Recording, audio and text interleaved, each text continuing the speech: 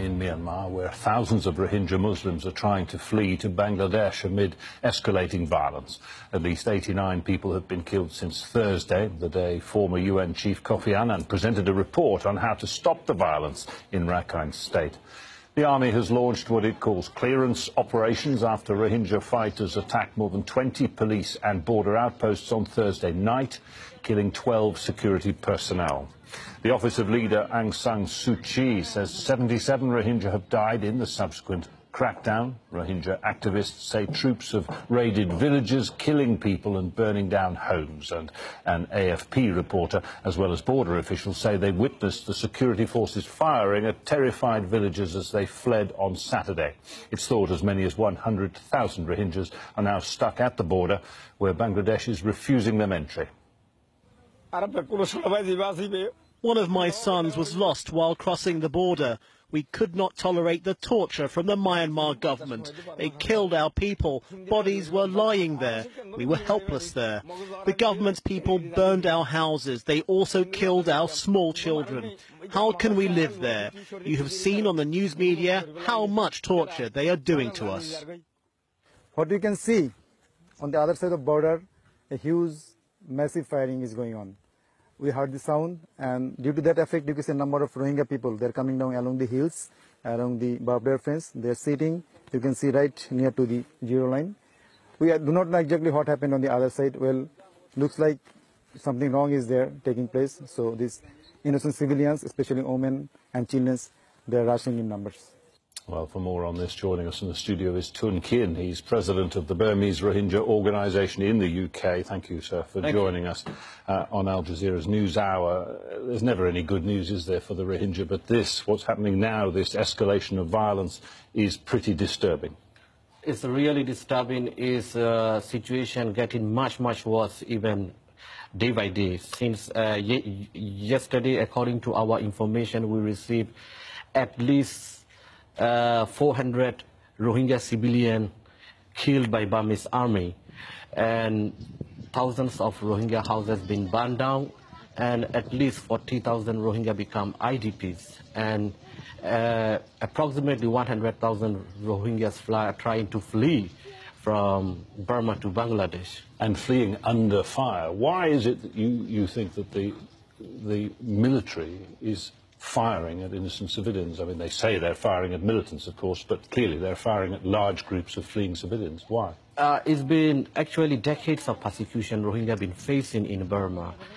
It's a kind of systematic plan to wipe out, to exterminate the whole Rohingya minority from Burma. It's been going, as I mentioned, many decades, especially currently we are facing the worst situation. You know, the thing is, they want to get rid of the whole minority. According to legal experts, what's mentioned, Rohingyas are facing crime against humanity and genocide. If that is the case, forgive me, if this is about genocide and getting rid of the entire Rohingya community, why go to the trouble of setting up a government commission? The Myanmar government set up this commission, headed by former UN Chief Kofi Annan, to try to solve the problem. Why bother doing that? That was just a few days ago that he reported. Actually, we welcome Kofi Annan Commission report, whatever happening.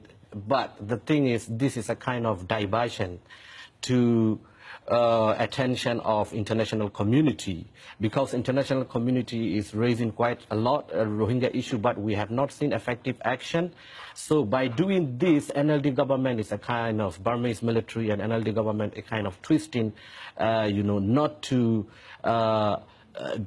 implement this recommendation, the other side, by destabilizing the situation of Rakhine State.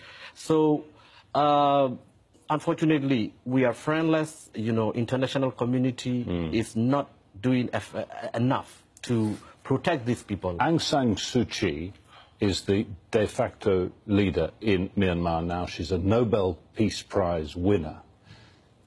Why is she not more personally outspoken and engaged in this problem with the Rohingya, do you think? Unfortunately, yes. She's not speaking enough. Even she's siding with Burmese military, where Burmese military perpetrated crime against humanity, to the Rohingya people since last October 2016. And same time, you know, we need to see international community is also listening to Aung San Suu Kyi. So I want to point out here what Rohingyas are facing today is emergency crisis, where thousands of Rohingyas are, you know, mass killings may happen in a few days' time, the way military is doing operation. So this is emergency crisis. We need international community intervention. UN intervention is the only way to protect. What's happening now, the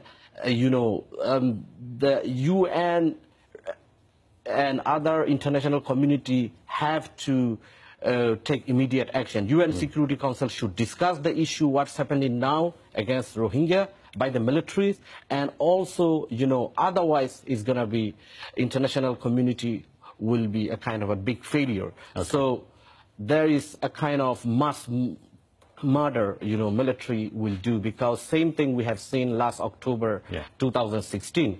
So the way what we are receiving from the ground is seriously worsening situation. Okay. Unless if international community will not do, it's going to be a big mistake. Okay. So we need urgent intervention to protect the lives of innocent Rohingya people, where 1.3 million Rohingyas are facing genocide. Okay. So whenever genocide happens, international communities say, okay, it will not happen again. Now, it is happening now, western part of Burma in Arkhana state. So we need urgent intervention from UN Security Council. Okay. Responsibility to protect lives on international community. Burmese government will not do anything again. Okay, we're going to have to leave it there. Tun Kin, thank you so much, President of the Burmese Rohingya Organization in the UK.